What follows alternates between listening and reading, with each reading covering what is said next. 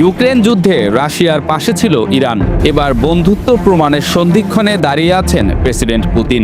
রাশিয়ার মতো মহাশক্তিধর দেশ যদি বিপদে পাশে না দাঁড়ায়, তবে তা ইতিহাসের কলঙ্কজনক অধ্যায় হিসেবে চিহ্নিত হবে বলে আলোচনা চলছে বিশ্বজুড়ে সামাজিক মাধ্যম ব্যবহারকারীদের মধ্যে।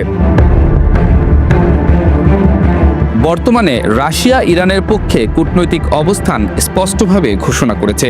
মস্কো যুক্তরাষ্ট্র ও ইসরায়েলের বিরুদ্ধে সামরিক পদক্ষেপকে অপ্ররোচিত আক্রমণ হিসেবে নিন্দা জানিয়েছে এবং সামরিক সংঘাতের পরিবর্তে একটি তাৎক্ষণিক শান্তি ও আলোচনার প্রয়াসে নিজেদেরকে প্রস্তুত থাকার কথা বলেছে।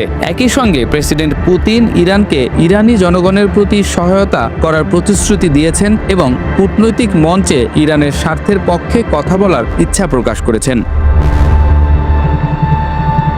তবে মস্কোর সাহায্য এখনই সরাসরি সামরিক হস্তক্ষেপে রূপ নিচ্ছে না। ইরানের সঙ্গে স্বাক্ষরিত কৌশলগত অংশীদারিত্বে স্বয়ংক্রিয় প্রতিরক্ষা চুক্তি অন্তর্ভুক্ত ছিল না এবং রাশিয়া সামরিক সহায়তা করার পূর্বশর্ত হিসেবে ইরানের অনুরোধ পেয়েও প্রত্যক্ষ সামরিক অবদান না দেওয়ার ইঙ্গিত দিয়েছে। এছাড়া রাশিয়া ইতোমধ্যেই ইরানের আকাশ ও ভূমি পরিবহনে কিছু সীমাবদ্ধতা আরোপ করেছে, যেমন উভয় দেশের মধ্যে ফ্লাইট স্থগিত করা হয়েছে, যা সংঘাতের কারণে নিরাপত্তা উদ্বেগের পরিপ্রেক্ষিতে নেওয়া হয়েছে।